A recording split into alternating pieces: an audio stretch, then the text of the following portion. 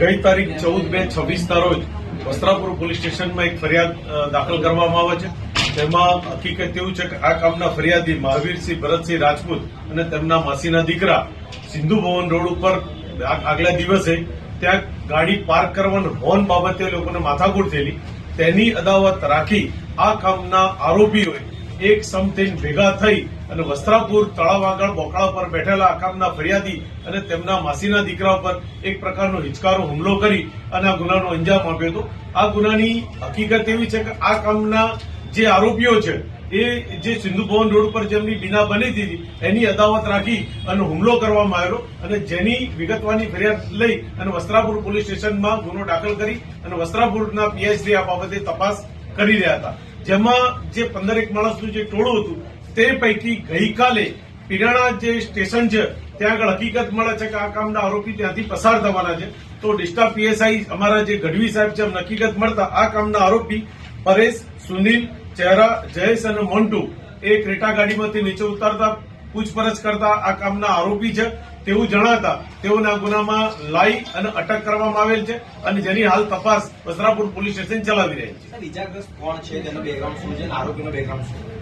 ઇજાગ્રસ્ત છે જે મહાવીરસિંહ ભરતસિંહ રાજપૂત છે અને તેમના માસીના દીકરા છે. તેઓ લોકો પોતે વ્યવસાય કરે છે, ધંધો કરે છે અને પોતાનું ગુજરાન ચલાવે છે. પણ જે સિંધુ ભવન રોડ ઉપર જે બીના બનેલી તેની અદાવત રાખી અને આ કામના આરોપીઓ તેમના ઉપર હુમલો કરેલો અને જેની તપાસ હાલ વસ્ત્રાપુર પોલીસ સ્ટેશન અમો ચલાવી રહ્યા છે.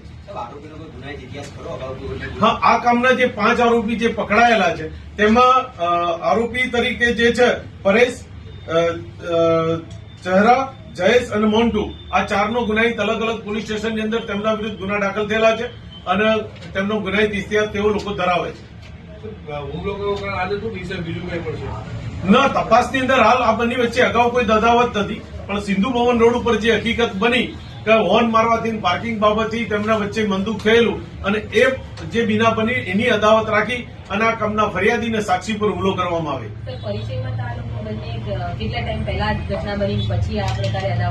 નહીં, અગાઉના દિવસે જ આ પ્રકારની બનેલી છે અને એમનું ત્યાં પોલીસ સ્ટેશનની અંદર સમાધાન થઈ ગયેલું. પણ કોઈ અગમ્ય કારણોસર જે સમાધાન એમને માન્ય ના હોય કે કોઈ પણ વસ્ત્રાપુર પોલીસ સ્ટેશન આ લોકો જયારે બેઠેલા રાતના ટાઈમે ત્યારે આ લોકો એક સમ થઈને તેમના પર હુમલો કરેલો, જેથી વસ્ત્રાપુર પોલીસ સ્ટેશનમાં ફરિયાદ દાખલ થયેલી. ફરિયાદ દાખલ કરીને વસ્ત્રાપુર પોલીસ સ્ટેશન તાત્કાલિક આરોપીને પકડવા માટે હ્યુમન સોર્સિસ, ટેકનિકલ સોર્સિસ અને વસ્ત્રાપુર તરીકે આ કામના 5 આરોપીને પકડી અને હાલ તપાસ ચલાવી રહ્યા છે. સામાન્ય બાબતમાં આવો ગુનાહિત કાવતરું કર્યું આ લોકોએ ફરી વખત ન થાય અને કાયદાનો પાલન થાય માટે શું કરીશું? આમાં હકીકત એવી છે કે આ પ્રકારનો સિરિયસ બીના પડતા વસ્ત્રાપુર પોલીસ સ્ટેશન આ ગુનાને લઈને એકદમ સિરિયસ થઈ ગઈ.